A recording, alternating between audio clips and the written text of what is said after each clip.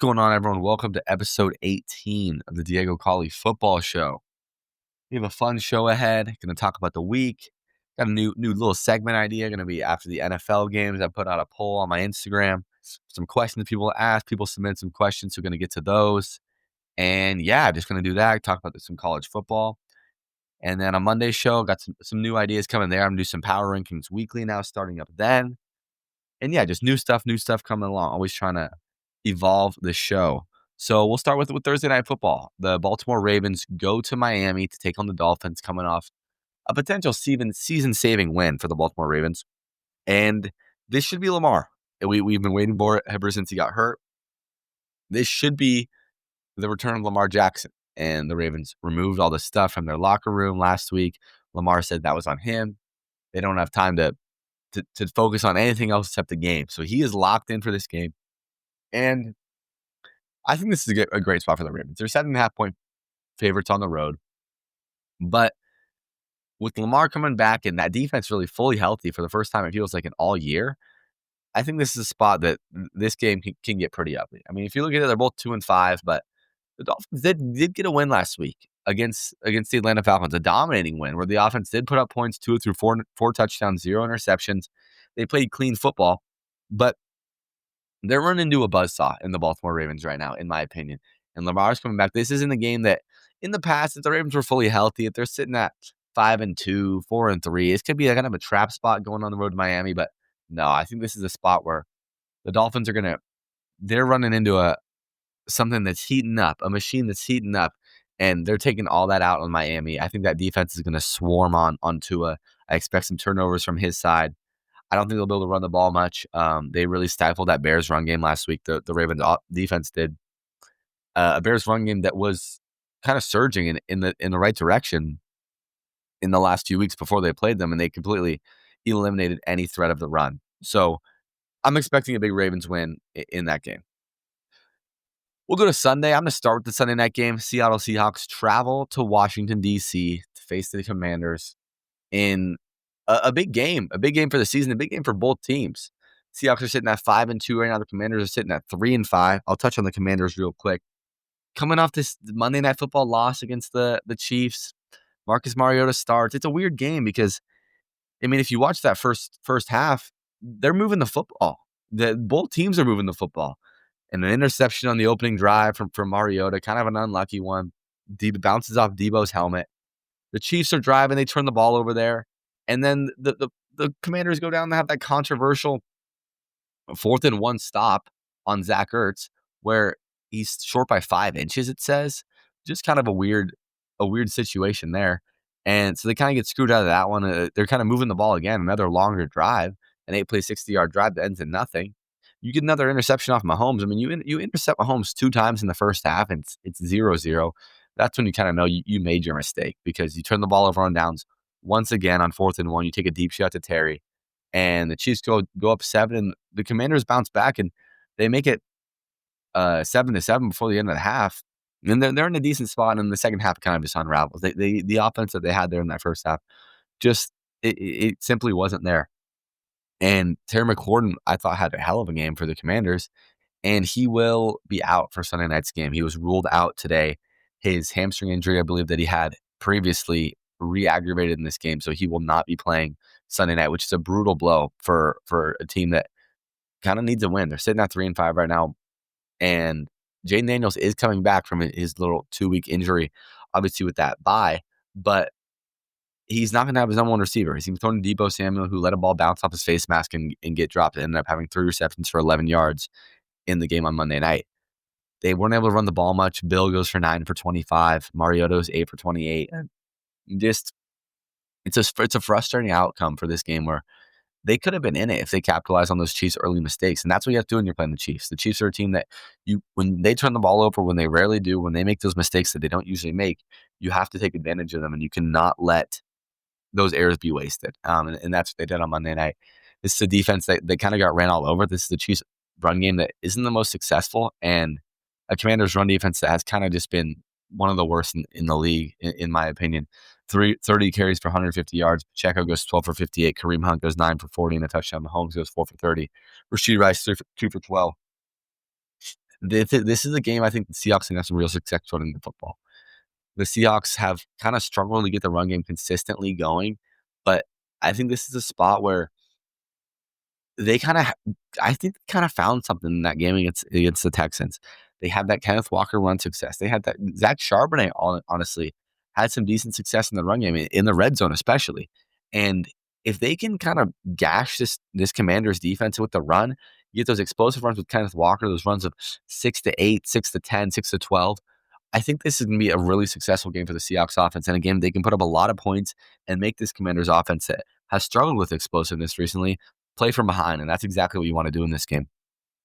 On the injury front, we got some news today. Unfortunately, coming out of the bye week, Julian Love did suffer a setback, so it does not seem like he's going to be able to play in Sunday night's game, which is very frustrating because I mean, you think coming off a bye, it sounded like he was close to playing in that last game before the bye, the Texans game, and he's not. He suffered some setback with, I believe, the hamstring or the groin, whatever it is, and that just really, really, it was the hamstring, really frustrating. So he did not practice in practice today.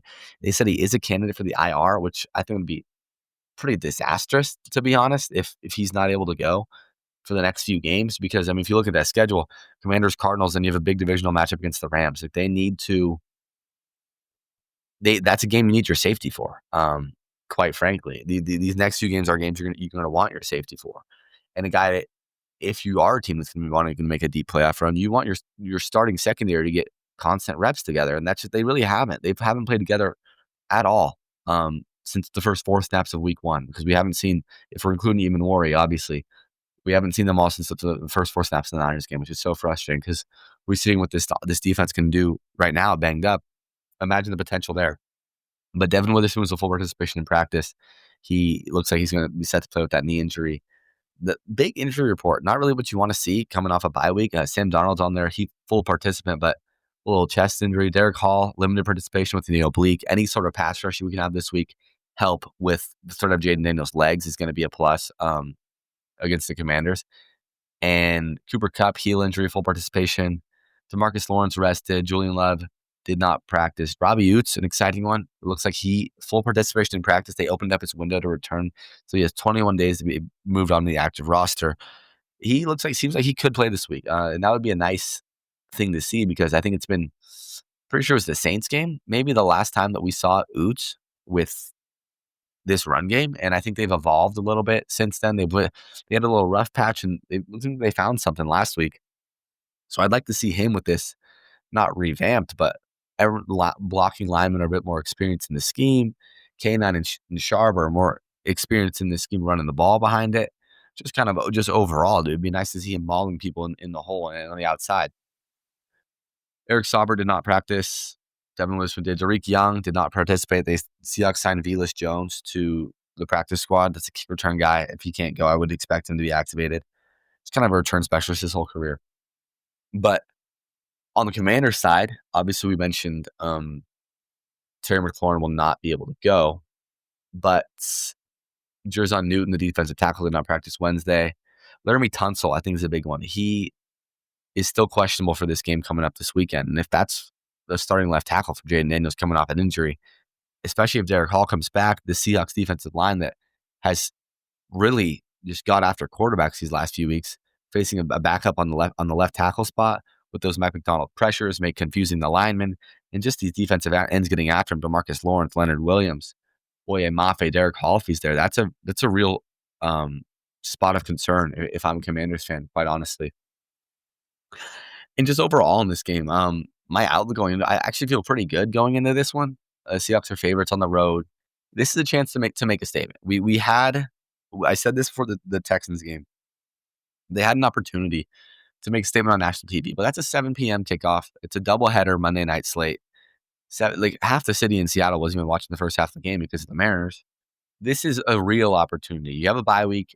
You're starting to see these power rankings where the Seahawks are really, really highly rated in a lot of them. I mean, I've seen them as high as in the top 5 in some of these rankings.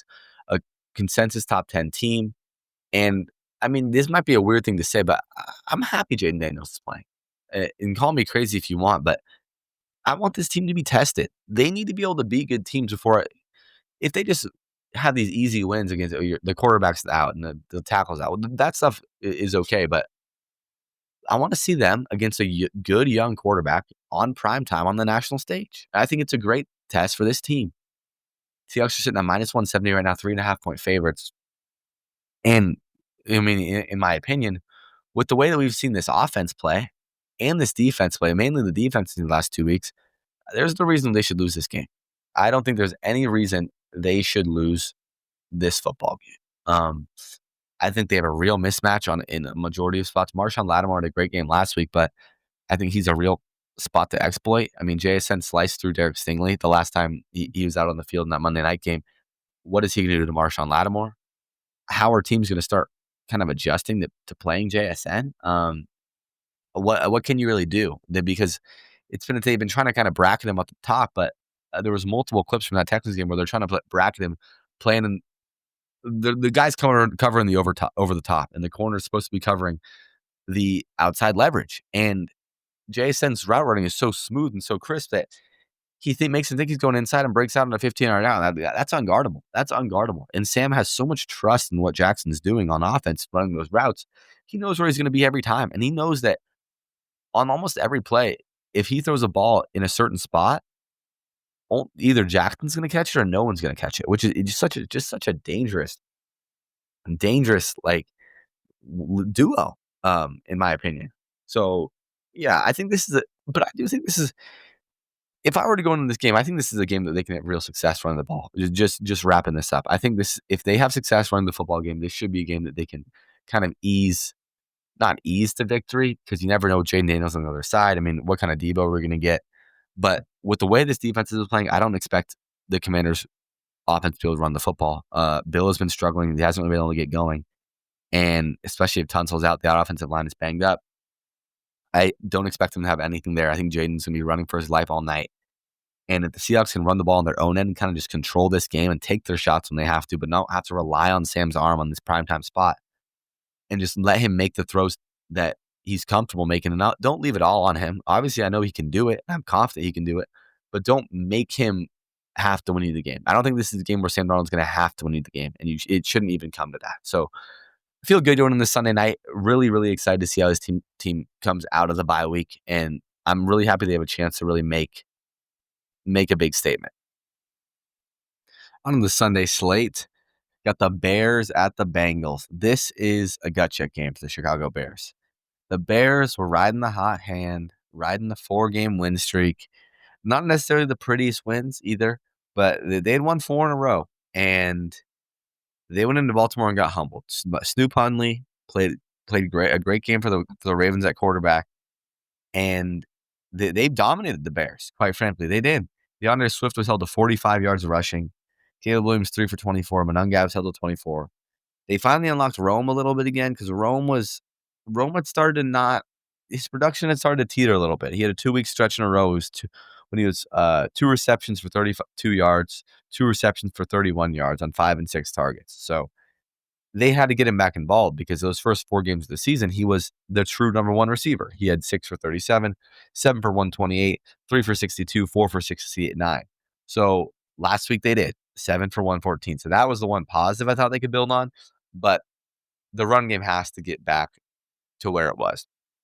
In the 2 weeks before last week's game, DeAndre Swift had ran for 108 yards and 124 yards. And in that game, when it was 180, he had 67 yards receiving, but almost 175 all-purpose yards. And that brought the Bears success. Even when Caleb wasn't having his greatest pass days in the air, the run game was there to hold him in the game to keep the Bears from going as far as Caleb takes them. This can't be a Bears team that goes as far as Caleb goes right now. He's not at that stage of his career yet. He hasn't shown enough yet with Ben Johnson to be like, he's putting the team on his back. And they have a good enough team to where that doesn't really have to happen. They have the weapons on offense where he doesn't have to do it all himself. But on the defensive end, this Ravens game exploited their problems there. When they have turned the offenses over the most in the entire NFL. And they did not have a turnover against the Ravens. And they got walked over, quite frankly. It wasn't the biggest stat performance, but Tyler Huntley was efficient, 17 to 22, 186 yards, 1 touchdown. And on the ground, 35 carries, 177 yards, 2 touchdowns. They were consistent. These were consistent long drives that they kept the ball out of harm's way, and it led to success for them. And it didn't give the Bears short fields to capitalize because that offense obviously isn't fully clicking yet to be in a spot where it can consistently drive fully down the field and get touchdowns, because they struggled to get touchdowns in that game. And that's a major reason why they lost. On the Bengals side, is this a must win? I mean, it's tough to say anything in that division because the whole division's kind of falling apart. I mean, the Ravens are on the up and up, but no one in this division is taking advantage of what everyone else is dishing out to them. I mean, Pittsburgh loses on Sunday night in a kind of an embarrassing performance. The Bengals kind of think they have an ounce of life. They lose to the Jets, who hadn't won a game. What are they going to do here? Joe Flacco's in the injury report now. It could be Jake Browning. That's the kind of the last thing you want to see if you're a Bengals fan. The whole thing, you got rid of Jake Browning as your starting quarterback, and now you might be forced to start him in a game that's really huge for your season, quite honestly. Flacco with his shoulder injury did not practice on Wednesday, so Brandon got a full share of the reps. Henderson did not practice Wednesday. If he can't go, that's a big struggle for the Bengals. Already pretty bad defense. But I don't really know where to go here. I think the Bears are going to win this game, especially if Henderson doesn't go, especially if Flacco doesn't go. But I expect this to be a team that the Bears can run all over, because the Bengals got ran all over by the New York Jets. The Bengals got practically dominated in the trenches by the New York Jets. So if the Jets can do that, I expect the Bears to be able to get back to doing that with DeAndre Swift. I expect DeAndre Swift to have a massive day, to be honest.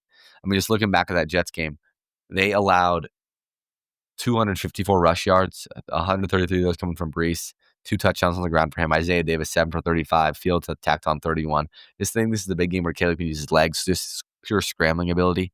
If someone's not there, I want to see him just tuck it down and run.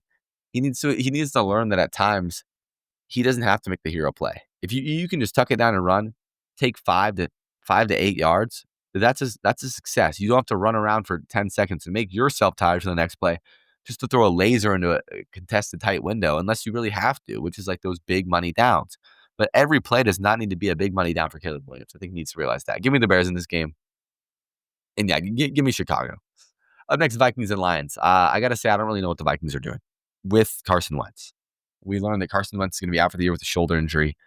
Anyone that watched that game on Thursday night against the Chargers could tell he was in some pretty serious pain. Is he? I mean, I have to think he was in more pain than J.J. McCarthy. Was your situation really? It was obvious going into that game that he was not healthy. I mean, he has a massive brace on his shoulder sticking out of his jersey, stabilizing his shoulder because it's showing that his shoulder is popping out of socket.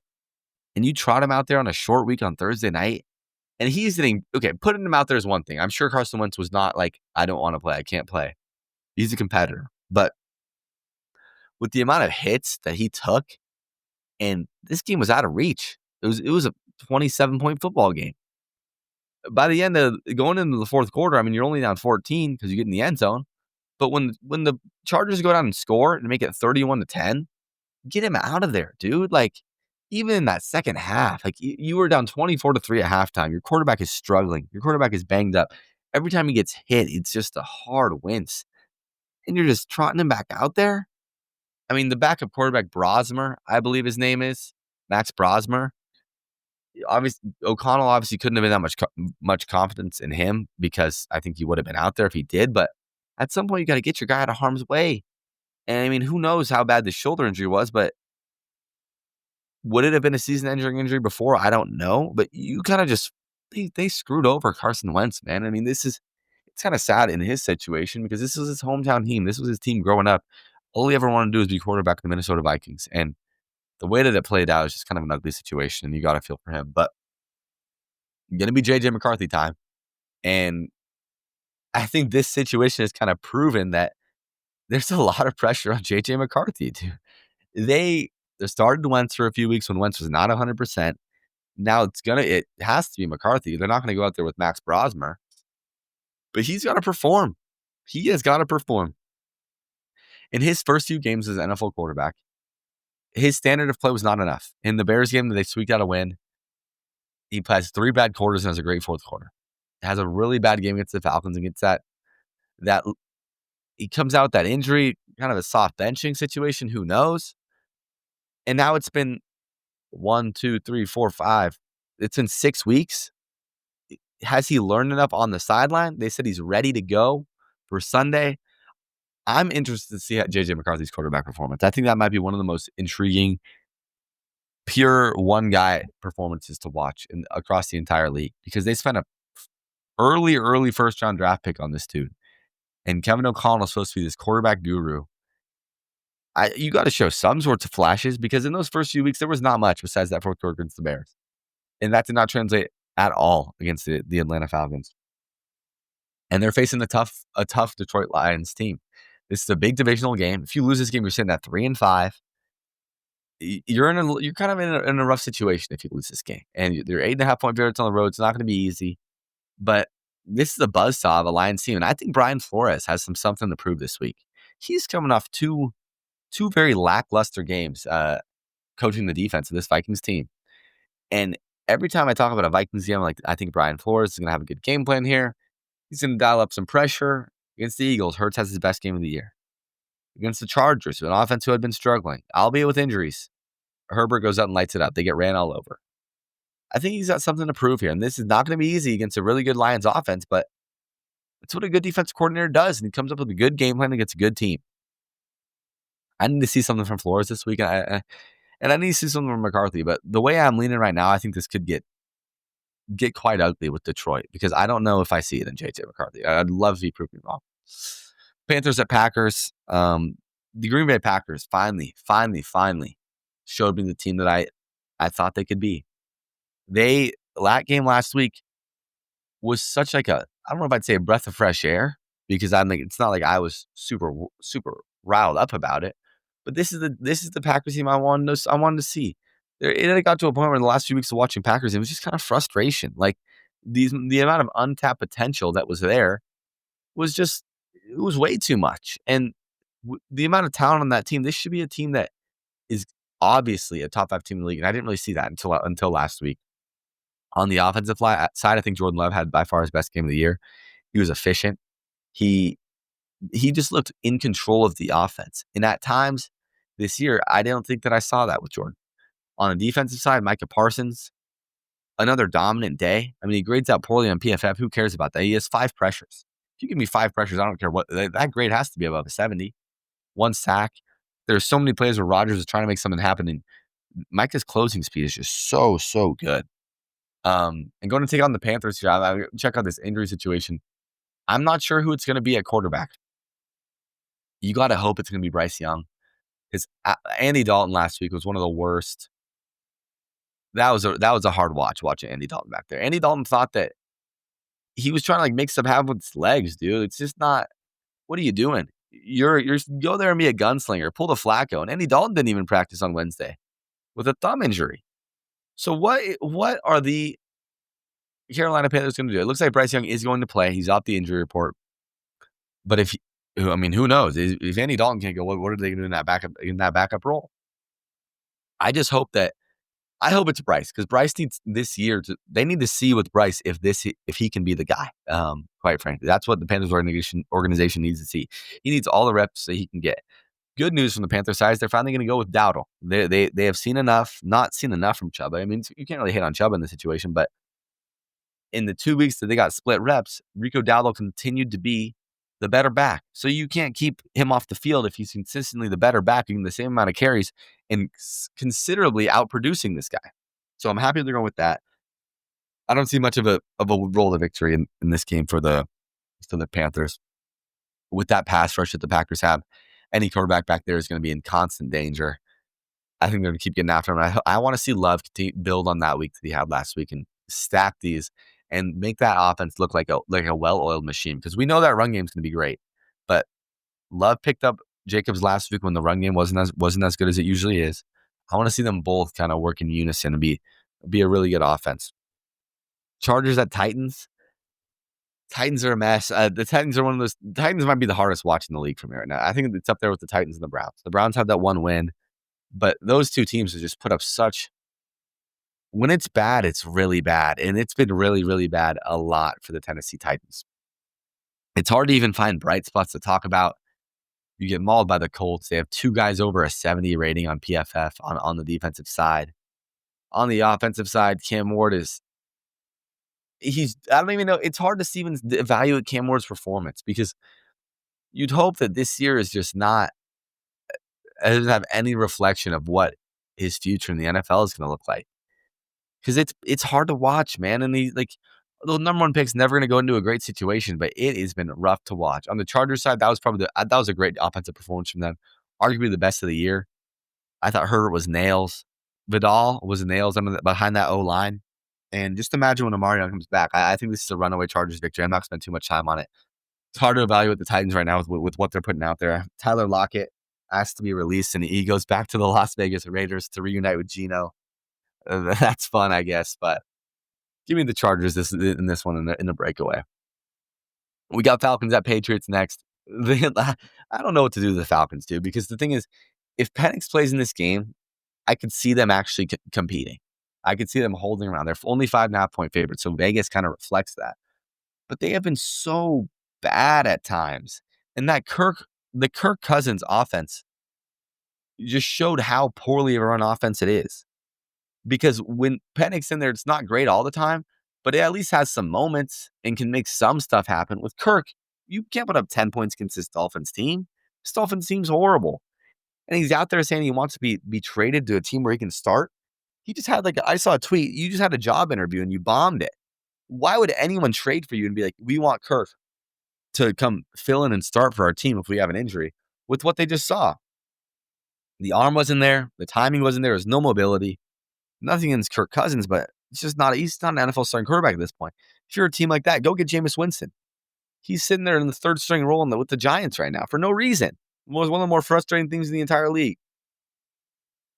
But with this game, what do we do? I genuinely, it's so hard to evaluate Falcons games week to week because what can we really see? With the Patriots, this was a defense that I thought was kind of bad towards the beginning of the season. But in the last 3 weeks, you've played the Panthers, the Bills, the Saints, the Titans. They haven't necessarily played a good offense. I know the Falcons are not necessarily a good offense right now, but an offense with weapons. I mean, just saying Drake London and Kyle Pitts, Bijan Robinson, that's better weapons than the Browns, Titans, Saints combined since they played that Bills game. And even the Bills, I think they have better skill position guys than the Bills. This is an interesting test for the Patriots because it's not a well-run offense, but they have players that can make plays. And if they can figure stuff out, and if Penix can give his guys chances to go get the ball, I think they can get into real trouble. And I think this is going to be a really fun game to watch because Drake May, an obviously MVP candidate right now, and this Falcons offense is going to have to score. But this Falcons defense is good. I will say this Falcons defense is good. And they had a rough week against Miami and a rough week against the Niners, but they've shown that they're a good defense all around. They can get pressure on the passer. But this is a really good New England offense right now. This New England offense is putting up points, 32 against the Browns, 31 against the Titans, 25 against the Saints. They beat the Bills in a game where they turned the ball over a lot. And Drake May is playing at an MVP level. I think this has the chance to be a really high-scoring, fun, back-and-forth game if the Falcons can deliver that. But give me the Patriots to win this game because I cannot, in my right mind, pick the Falcons to execute in big moments with what I've seen so far this season.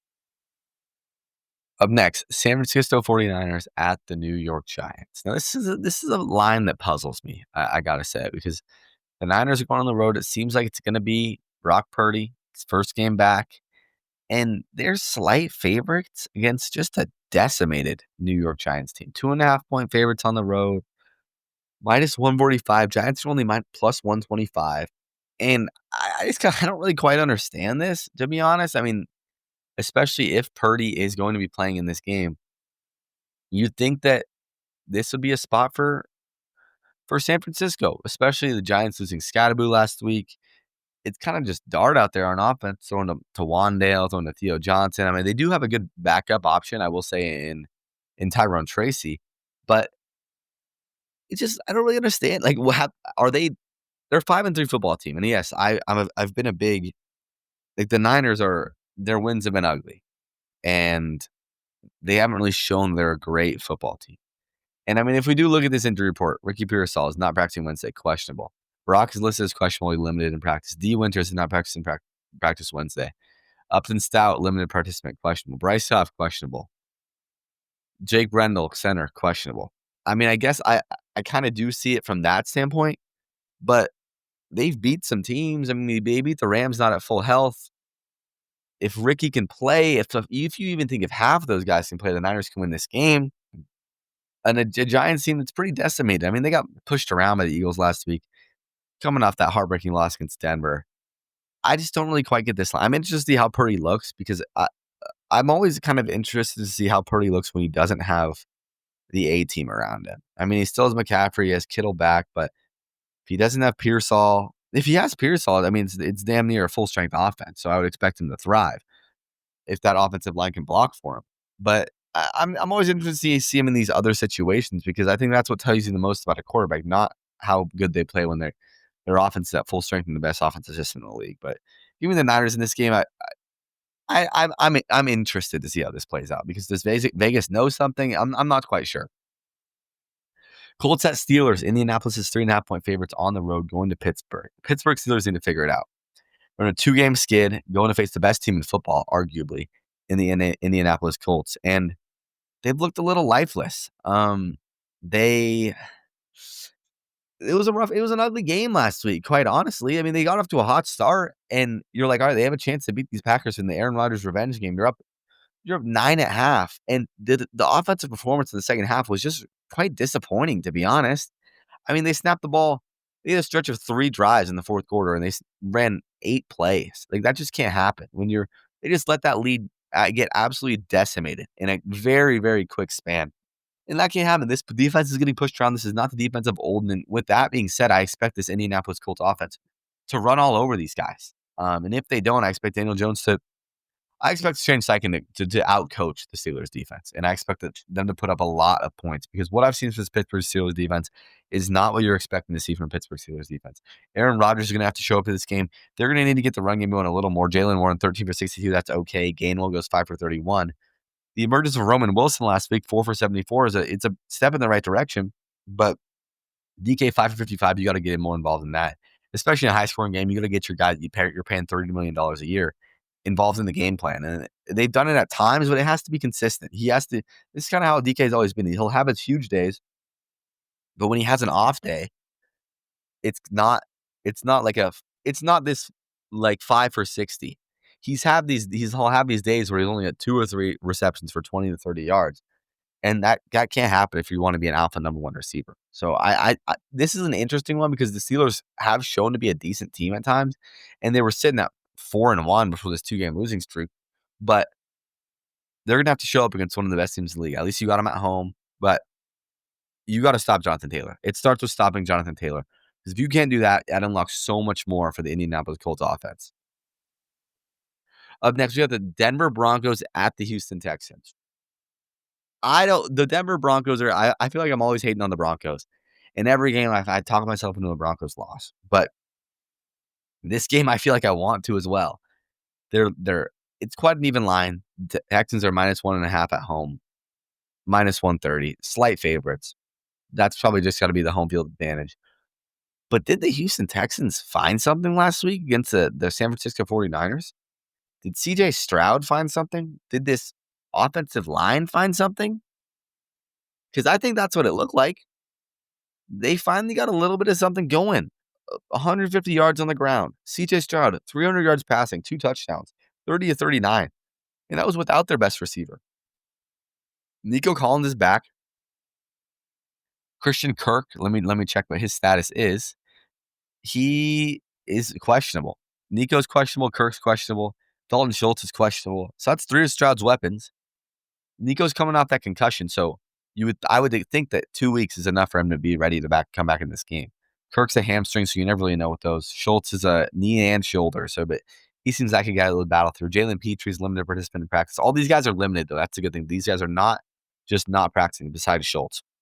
So that's a positive on their end. But if Stroud can play how he played last week with his best receiver, I mean, you would think that just unlocks so much more for that offense. And that would be the Texans need to turn it on. I think that last week's win could be a momentum-shifting win. They got the Jaguars next week. If they can get this win over the Broncos and go face the Jaguars in a big division game, they're in a good spot to go and maybe attack that wild card spot because they're not winning the division with the Colts. But if they can build some momentum now, that would be huge, and they would be a team that no one wants to face with that defense that they have. And on the Broncos side, I mean, this is a good Denver Broncos team. They are really finding their stride. They dominated the Dallas Cowboys, and that's a game that I thought the Dallas Cowboys would compete in. I thought that offense would show up, but they didn't. They stifled that offense, which has been one of the best offenses in the league. And the Cowboys defense, which is not a good defense. That's why I think this is a good litmus test of the game for both these teams. Because the Dallas Cowboys defense is horrible. They were getting pushed around. But this is an elite Texans defense. And this is an elite Denver Broncos defense. So whose offense can kind of do more with against a good defense and stay out of their own way? I'm going to pick the Broncos in this game because I think they've shown me more in the last few weeks that they can do that. But don't be surprised if the Texans win this game. I want to pick the Texans, but with what Denver showed me and what Bo Nix has showed me in the last few weeks, I'm going to pick Denver. Up next, Jags at Raiders. Raiders coming off the bye week. Tyler Lockett going to Vegas. Is he going to get some minutes? I don't really know because, I mean, it's a pretty depleted receiver room in Vegas. Not by injuries, but they're just not very talented. But Tyler Lockett was not getting many snaps on that Titans team. Is Pete going to toss him in there? I wouldn't be surprised. Gino going to give him some chances on those deep balls? I wouldn't be surprised. But the Raiders need to show some sign of life because if they don't, I could see them ending this Pete and Gino experience and just being like, all right, we're going to be done with that. They got the Jaguars, Broncos, Cowboys, Browns, Chargers. I'm not saying they got to win a bunch of games. They're not going to make the playoffs, but they got to show something. It's like, all right, so they're not in fire coach and bench quarterback territory. That's the worst place you want to be as a team. Be fun. Be fun to watch. Compete. Come on, Pete. Always compete. Play 4 quarters of football. It's a weird line. The Jags are 3.5, opened at 3.5, down to 2.5 point favorites. This is the Jaguars team that I don't know how to feel about them. Coming off a bye week, and then before that, they got embarrassed by 2 NFC West teams. That Seahawks game was a lot closer than it should have been. The Rams absolutely destroyed them in London. Had a bye week after that to reset, but how good it really is this team. Coming off a squeaking win against the Chiefs that we thought was going to be a momentum builder. A win against the Niners that was a huge win for them at the time. And a Texans win where the offense really wasn't there. So can Trevor Lawrence show up?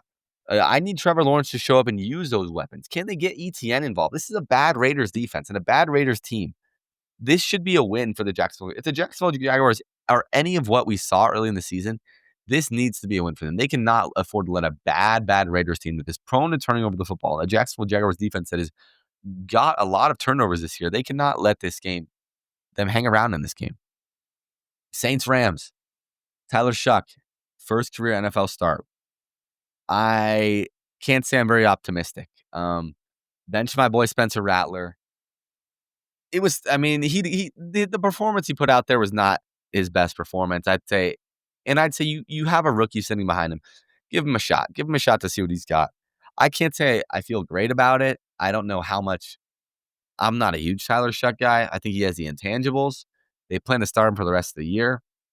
We'll see how it goes. He's an older guy, so you think that it's not like you're not tossing in a 21-year-old rookie. He's around 24. It's talking about throwing him into the fire. First NFL start against the Rams defense. Rams are 14.5 point favorites at home. This could get bad for New Orleans. You want to see the young guy, but toss them in here against Verse, against Fisk, against this defense that has held the Jaguars to 7 points, held the Ravens to 3, albeit the Cooper Rush Ravens. Held that Colts that Colts offense to 20 points. This is one of the best defenses in the league, and it's a real tough first assignment. But I do want to see them get it to his weapon because I think the one thing the Saints have done, I don't know if I'd say good in the last few weeks, they've gotten the receivers the ball. I mean, that last game even, Shaheed goes 9 for 75. They're trying to boost that trade value. Olave 8 for 63. Jawan 5 for 53. Through the air hasn't really been the problem. They just haven't really been able to get anything going on the ground. Even in that Bears game, Rattler was turning the ball over like a mother, but Olave goes 5 for 98 and 2 tuds. Juwan goes 5 for 80. Shaheed goes 4 for 40. He has some decent weapons to get the ball to. So in that scenario, it's not like a horrible situation like the Cam Ward situation where you have no real explosiveness or threat on the field. You have guys you can feed, but I just think that it's going to be a real tall task, and I expect the Rams to rock them. Chiefs, Bills, what a game. In the 1 o'clock slate. The Seahawks get the Sunday night over them, but this is a game you're excited for every regular season. And in the past, it's been Josh Allen that has had the better hand of Mahomes in the regular season. He's had him in the regular season. Mahomes has had him in the playoffs. And this is an interesting line to me because the Chiefs are minus 3 points. They're 3.5-point favorites on the road. It opened up at around even. They've shot up to 2.5 point plus minus 140. And this is the Bills team that hasn't, last week kind of put aside, there was a few week stretch where they weren't looking like the dominant Bills. Honestly, ever since week 3. A Dolphins game that was a 10-point game that was a lot closer on watching. A Saints game that the Saints were in and had a chance in midway through the 4th. A Patriots loss, a Falcons loss, and a dominant Panthers win where James Cook really started to reestablish himself. And I think that's where they can have success. James Cook needs to be not the focal point, but they need to run that kind of through him. And he needs to have a lot of those big yards in this game. Because if you drop back, Allen doesn't really have that receiver he can go to right now. And these teams are kind of in opposite spots, I think, on the offensive end. Because this Chiefs offense is absolutely explosive. I mean, Rashee Rice, we haven't talked about that Monday night game. They have so many guys. I mean, Xavier Worthy is barely even doing anything right now. He has 5 for 53. I mean, that's barely. It just seems like 5 for 53, 7 targets. Rashee goes 9 for 93. He has 2 rushes for 12 yards, 9 for 93 receiving, 1 touchdown.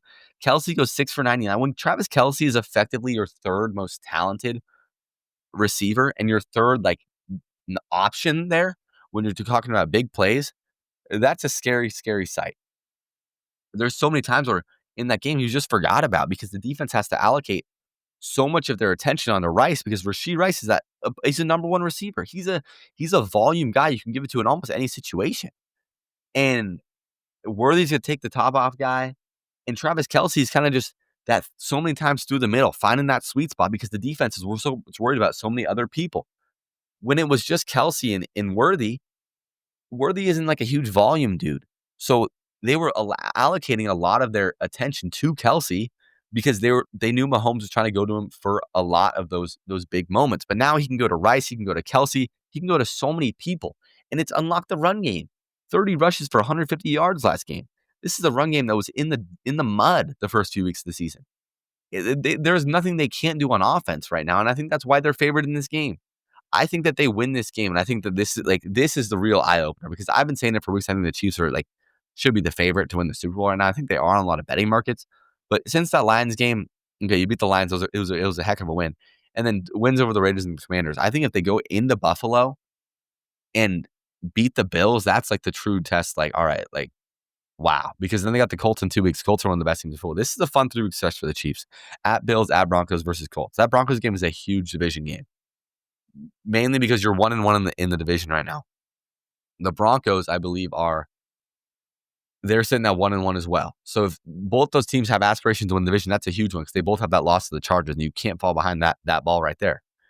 Give me the Chiefs in this one. I'm really excited. I'm excited we'll be able to watch that standalone with the Seahawks coming that Sunday night. I can allocate a lot of my attention to that game in that afternoon window. So I think it has the makings to be a fun one. I hope that the Bills can find some success on offense and keep it as a fun back and forth game.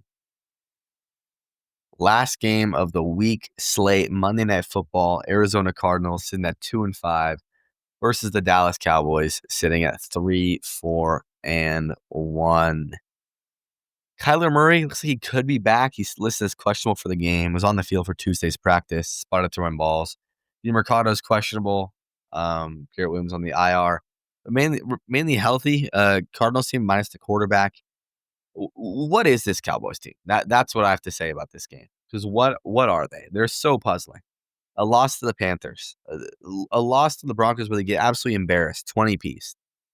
They get embarrassed by the Bears, but they hang around against the Eagles and they tie the Packers with a 40-point performance. They put up 14 against the Bears. It's just so weird week to week. And the Cardinals are a weird team too. And they're not – the Cardinals are the bottom team, the bottom of the NFC West. just kinda clearly. But they've lost some close games. I mean, they lose by 1 to the Niners. They actually have a better point differential than the San Francisco 49ers. 1 point loss to them, 3-point loss to the Hawks, 1-point loss to the Titans, 4-point loss to the Colts, 4-point loss to the Packers. They've been in games. They just haven't had the ability to close, and they haven't had the ability to get that stop when they need to or make that clutch drive when they needed to. In the Seahawks game, it was too little too late. They kinda got dominated the whole game. The offense finally turns it on at the end.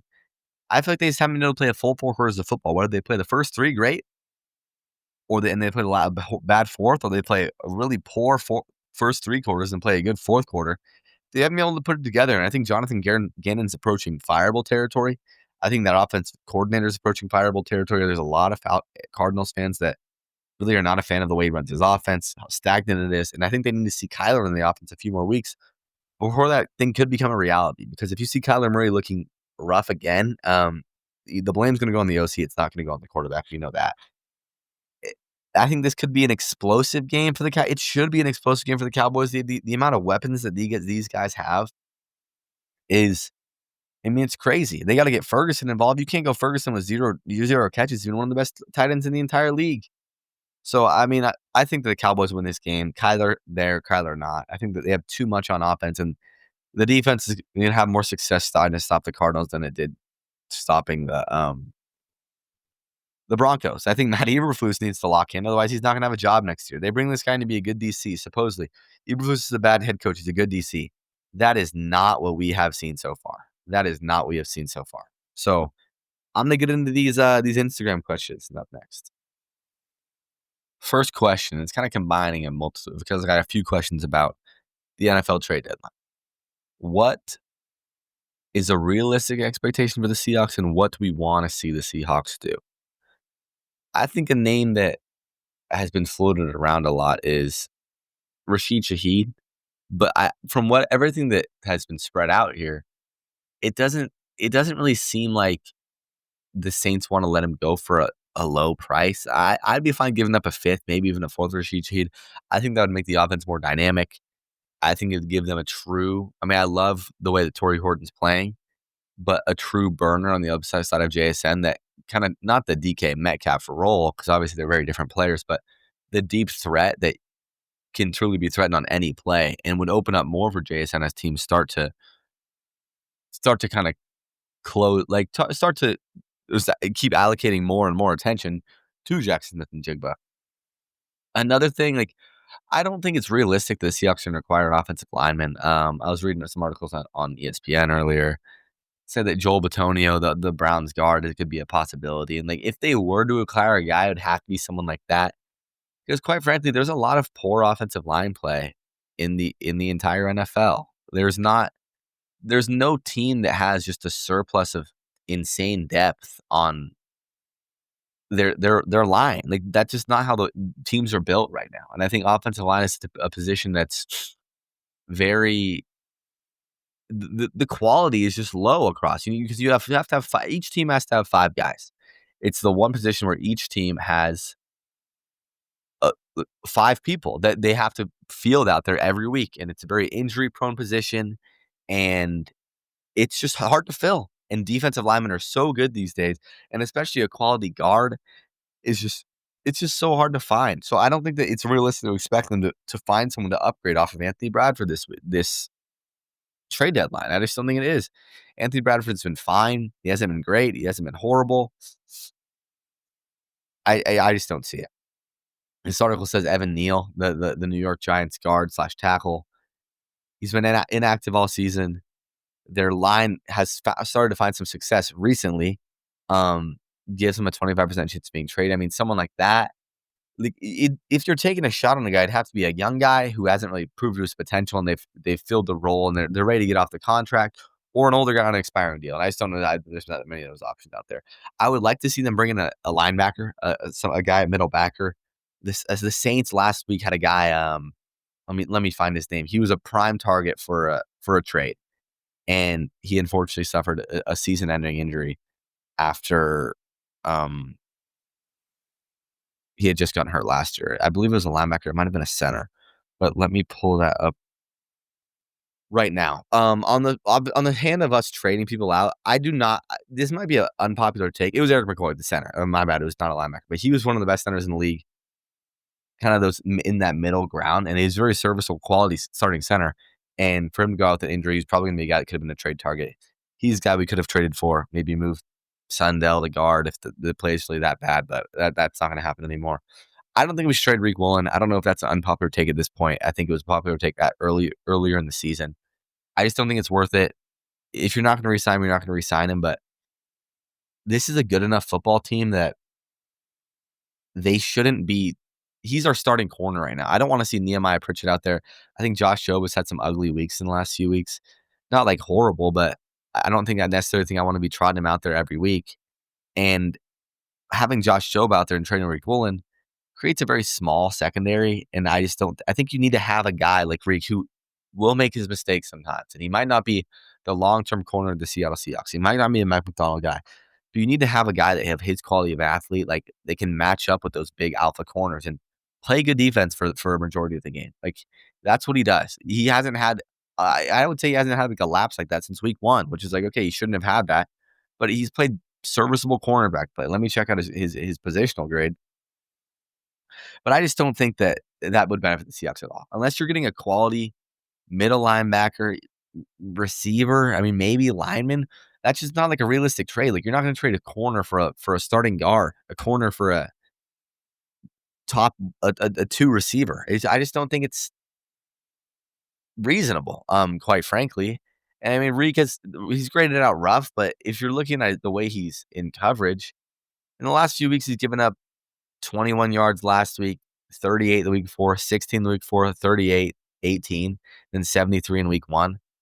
That's serviceable cornerback play, and you need a guy like him in your DB room. So I don't think we should deal Reek. I don't think the trade's going to be there for a lineman. If they got Rashid Shaheed for a 4th rounder, I would do that. I think that adds a lot to the offense. It can make it more dynamic and make this offense, which has been a scary offense, more like scarier in a threat. On just more of like a back burner type of trade, I'd like to see him trade for a depth linebacker because obviously Mike McDonald is not like we've seen from Tyrese Knight so far, and he's starting Drake Thomas.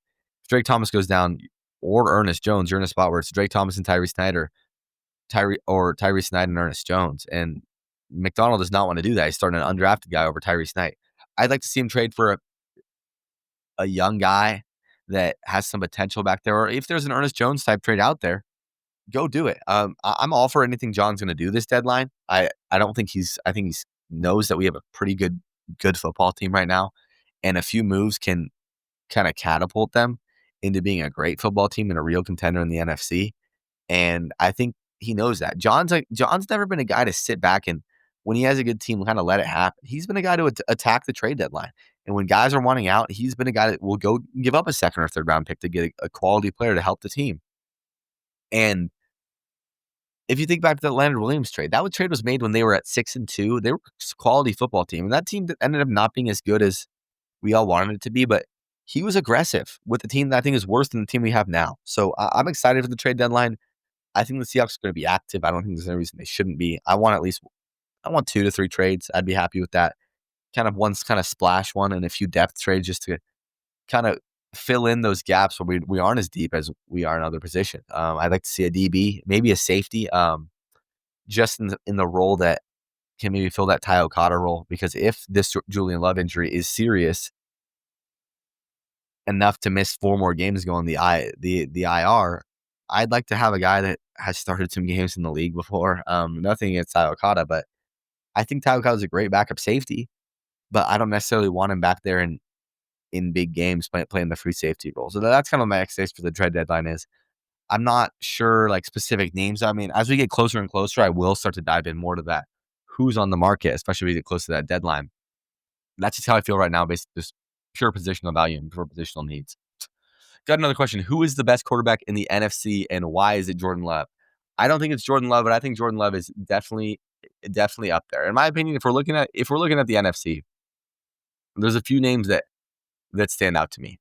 I think Jordan Love is one of those guys. I will say though, he hasn't had necessarily the complete season. There's been moments where he's been, yes, this is the Jordan Love I want to see. There's been moments where I haven't been insanely impressed, but last week was a moment where I was very impressed with Jordan Love, and that's the Jordan Love I want to see every week. Dak Prescott's a guy that stands out. Baker Mayfield, Matthew Stafford, Sam Darnold. I'd say those are my top five. Quarterbacks in the NFC. Darnold's number one graded on PFF. I wouldn't take him as the number one quarterback in the league. Dak it's hard for me to say Dak because he's had 16 touchdowns, 5 interceptions. The volume's there, but just on the team, like the team isn't great. And when I'm saying the best quarterback in the NFC, I don't. It's hard for me to say on like a Dak Prescott last week. They faced a really good Denver defense, and it's a game where the Cowboys are going to score points, and he doesn't really show up. They put up 22 with all his weapons there. He doesn't get Ferguson the ball. Failure to move down the field in big moments, and your defense doesn't get stops. But your quarterback, who has been playing at a pretty high level, didn't keep you in the game, and he didn't give you much of a chance in the game. Threw a bad red zone interception.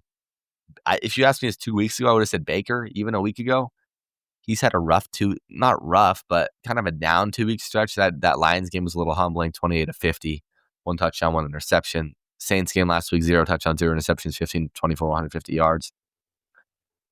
I don't know. I mean, maybe it is a Jordan Love.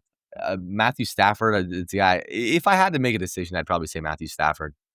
He's playing at a high level. He's not turning the ball over. 17 passing touchdowns, 2 interceptions. He's just playing quality football week to week. He's keeping the ball out of harm's way. He's doing what his team has to do to win. They play the Baltimore Ravens 17-26, 181 yards. He doesn't need to do much. It was an ugly game offensively, but he didn't lose the game for his team. When they played Jacksonville, they dominated him. 21-33, 182 yards. He didn't need to do much in that game either. But when he needs to, that Niners game, he was making every throw. I thought that McVay shouldn't have taken the ball out of his hands on that 4th and 1. 30 for 47, 389 yards. Like when he's on, he's one of the more fun quarterbacks to watch in the league. The Colts game is 29-41, 75 yards. Like he's had these games where he is absolutely locked in. The Eagles game, not so much, so 19-33. The NFC is a toss-up because I think all these guys are kind of in that same area because Baker obviously had his streak where he was unconscious. And the Seahawks game, the Eagles game, I thought he played decent. The Niners game, he was locked in 17-23 with throwing to no one. Early in the season, he makes clutch throw after clutch throw. The stats don't necessarily say it, but just clutch factor was Baker for me. So to answer your question, if I had to decide on someone, I think I'd say Matthew Stafford with Baker, Jordan Love, Dak Prescott kind of doubled in. After that last week, I'd say I'd have to bump Dak down. Hard not to say Darnold, but I mean, I just feel like I'd have some bias if I said that. He's a clear top 5 quarterback in the conference. So I'd arguably put him above. I don't know. Him. I think about Darnold is him, Love, and Dak. I'd say right now are kind of like all tied third, and I'd say it goes Baker, Stafford, Baker, 1-2. You know what I mean? Great question. I love the question. We got a question here. What is your NFL power rankings top 10? So power rankings are actually something I'm starting to do on Monday's episode, or maybe I'll do it Thursday. I haven't really decided when I'll do it yet because obviously on Monday's show the 2 teams will have not played yet. So maybe I'll do it at the beginning of Thursday's show. But either way, I'm gonna start posting my power rankings. My top 10 here are the Indianapolis Colts. I think the Indianapolis Colts at 1. They've proven to be a dominant team all year. They haven't I haven't seen a weakness from them. Their one loss they should have won, and in every facet of the game they're delivering.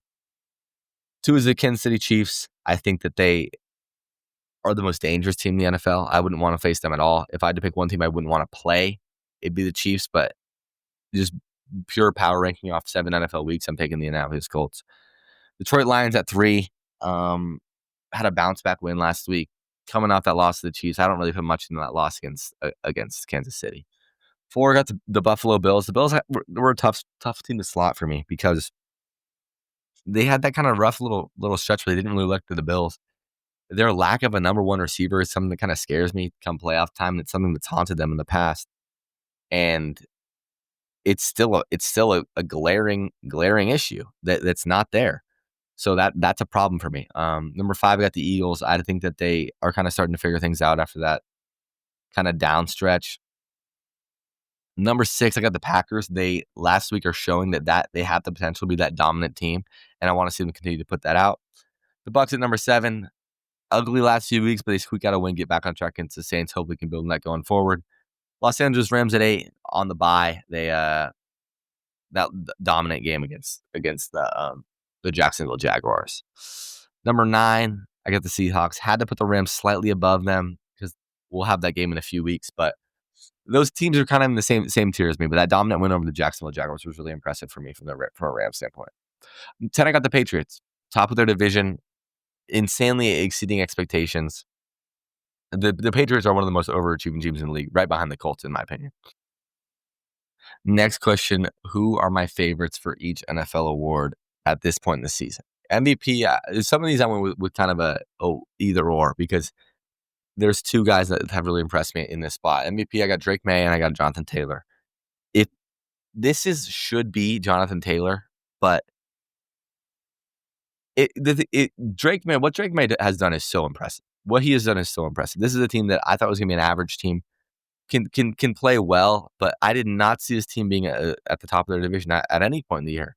In that win against Buffalo, and they showed it wasn't a fluke. They bounced back time and time again. I think this is a good test for them in Atlanta this week. May's going to be pressured. He's not like he's doing this with the most stacked supporting cast. He has Ramondre Stevenson still doing it. He got Travion Henderson, hasn't been the explosive rookie that we kind of expected him to be. He's got Stephon Diggs, who's kind of revived his career. Kayshon Bouttie's having a year. Hunter Henry. With what he's doing with these guys around, he's playing at an MVP level. And I think these odds are stupid. Mahomes is plus 150 to win the award. Allen's plus 450 to win the award. Then it goes to May plus 550. Stafford, Love plus 1,000. Jonathan Taylor plus 1,400. What has Josh Allen shown to be the MVP of the league this year? Like, no offense to Josh Allen, but he's 10th in his conference in passing yards at 1,500. 12 touchdowns, 4 interceptions. Tied for the 14th most in the NFL at 12. Tied for the 13th best QBR. Why is he the second favorite to win the MVP award? Doesn't make any sense to me. Mahomes, I can kind of get around. I mean, I personally thought Mahomes was playing an MVP level for the majority of the year. I just don't really want to see him win the MVP. He's tied for first in the league. He's playing insanely well, and he's using his legs more at a higher clip. Like, he's playing like he could be the MVP, but I would like to see it go to May at this point if voting was today. JT has been the MVP, like, he's been so good this year. You can't discount what Jonathan Taylor's doing for his team right now. 850 rushing yards. He has 12 rushing touchdowns. I believe he has 2 receiving touchdowns. He has been, like, so good. It needs to stop. It's like, and I'll go to Offensive Player of the Year next. Jonathan Taylor's my favorite for the Offensive Player of the Year, but JSN is also a worthy contender at this point. JSN just had a bye week last week, and he still leads the NFL by 100 yards in receiving, with one less game played than Jamar and Pickens and Devontae, Buka, McCaffrey, all those guys that are kind of somewhat like just in the top 10. Jefferson has a bye week. He's 200 yards behind him. Puka obviously missed 2 weeks, but he's still 200 yards behind JSN. I mean, the clip that he's producing right now is absolutely insane. He can reach 1,000 receiving yards this week if he goes for 180, which isn't even out of their own possibility. Like, that's why, like, the MVP wasn't a receiver award, a quarterback award. It could go to JT, and JSN would be right in the conversation for the Offensive Player of the Year. On the Defensive Player of the Year side, I got Micah Parsons. I think that he's slowly just starting to not run away with it, but the odds do say so. He's sitting at plus 145. Myles Garrett at plus 300. I think just the fact that he's playing on a winning team, like, if Myles Garrett has that 5-sack performance and like a huge win for his team, I think it's so much bigger. So I feel like it kind of just gets glossed over. It's like, and the storyline is Myles Garrett has 5 sacks and the Browns lose by 20. Just unfortunate. But yeah, I mean, he is sitting at 6.5 sacks. I mean, Garrett's sitting at 10. Brian Burns is sitting at 10. Byron Young from the Rams sitting at 9. Nick Bonino's sitting at 8. Rashawn Gary's sitting at 7.5. Like, that's, I don't know what having Mike Parsons on one side of your team is doing for you. I just think he's looked the most dominant, and I think he's only going to get better as the season goes on. So I got Micah there. Offensive rookie there, I got a Mecca. The odds have shifted towards Jackson Dart. He's at plus 100, but he had his little, like, he's fun to watch, but just on pure production point of view, like, he hasn't been the best rookie this year. It's been a Mecca by far. And Tyler Warren, I think, who's sitting at plus 500, has a better case than Dart right now. Dart led them to that fun victory, and since then, he's had his moments. He almost had that game-winning drive against the Broncos, a game they should have won, but he's not putting up the most insane stats. I think this has to be a Mecca. Defensive rookie of the year is a fun one because, as in like, suddenly in the last few weeks, Nicky Minori is actually the third highest odds to win this award at plus 500, which is kind of crazy. I mean, people are like noticing if he can like get some, because obviously his impact is so there right now for the Seahawks team. If he can show up on the stat sheet, that's like a weird thing to say, like an interception, a forced fumble, even like bringing the blitz on a sack.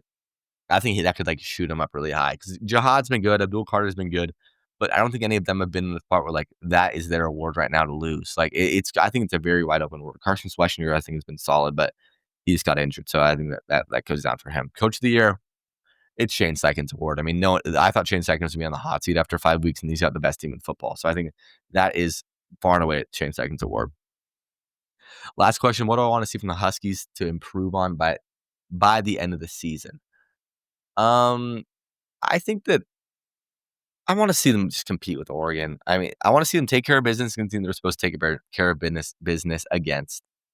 And I just want to see them compete with Oregon. I'm not saying they have to be Oregon. Oregon is a top 10 team in the country, but they're in a spot to be able to win out and have 2 losses going into the Oregon game and be in the game. And if you win, potentially get into the playoffs, which is it's a great spot to be in. They're unranked right now, but you're going to Wisconsin, who has been one of the worst teams in the Power 5. I want to see you handle business. Like that is, it's a road Big Ten game, but there's no reason they should hang around in that game. You're so much better than them. They have a horrible offense. Their offense has been inept this whole year. They put up 1 touchdown, 2 touchdowns in the last 4 weeks, 3 in the last 5. Awful. Take care of business there, and then you host Purdue, which should be a win. You go to UCLA, where weird stuff happens. Weird stuff always happens at the Rose Bowl against UCLA, and that team is scrappy. You just don't go in the Oregon game with like have something to play for. And obviously, there's always going to be something to play for. I said 8-9 wins would be reasonable and successful, but in the spot you're at right now, if everyone stays healthy, there's no reason you shouldn't have 2 losses going to the Oregon game. And I think you can compete with Oregon. I think Indiana showed you can. I think Dante Moore has shown he can make mistakes in the big game in a road hostile environment. I think there's no reason you can't compete. I just want to see them play complete football. I think if I'm looking for a direct answer to this question, because there's been so many times where this team is like not, they start off so slow and they have to catch up and play insane football by the end of the game because they dig themselves in a hole. They make it so hard on themselves by just starting slower. Defense starts off slow and they get in the hole. Their other team's offense is driving. That they don't need to do that. Like there's no reason they can't play complete football games. This Wisconsin game, actually going into specifically, I mean, it's next week. We'll talk about it next week. I just want to see them start hot. Like don't let Wisconsin, who's an unranked team and has had no life. They have like 2 wins this whole season. They've had 0 life. Don't let them come into this game and hang around at all. Like go for their next. That's pretty much it on the for the questions. I've really been a lot of fun doing it. I think I'm just gonna start doing this every Thursday, seeing what people want me to talk about. Not really going to cover college football much this week. I'll talk about the games on Monday, if any storylines, but just Vanderbilt, Texas is a fun game. I think that's kind of a playoff eliminator because I don't know if a 2-loss Vanderbilt gets in the playoff, considering they have Auburn, Kentucky, Tennessee next. I mean, maybe, but if they can win this Texas game, they're in a really good spot. And if Texas loses, they're obviously out. Georgia at Florida, it's a sneaky trap game for Georgia. I think Florida's a team that plays teams tough, especially at home. No one wants to go in that environment. Virginia at Cal. Virginia's a team that's been flirting with losses like a lot recently, and Cal has a dangerous offense. They lost to Virginia Tech last week. It was a close overtime game. Going into Cal in the midday, Virginia's a team that has really like should have lost one of the last 2 games against Wazoo or North Carolina. I think I could see them losing that game. Oklahoma, Tennessee is a true playoff eliminator. Whoever loses this game has no chance of making it. I think Oklahoma is kind of fraudulent. I think that defense was fraudulent. They were fraudulent based on a pretty easy early start to the season with bad teams that they played on offense. And Tennessee, I'm interested to see because they disappointing against Alabama. That pick 6 was dumb. Georgia game they should have won. This is their last shot to kind of prove something. They got New Mexico State, Florida, Vandy after this. They're at home. This is the game that Heupel expects to win and the fan base expects them to win.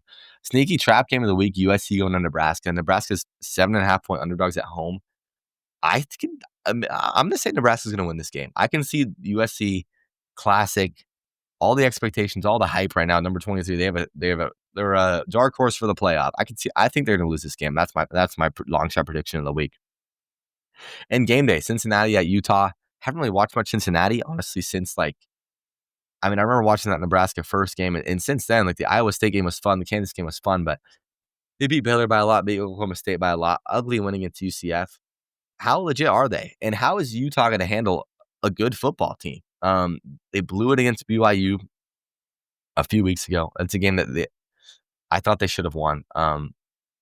The Texas Tech game was a huge, huge disappointment in that in week 3 or week 4 or whatever. It was a massive disappointment. That was a game that they were favored to win. They get dog walked by Texas Tech.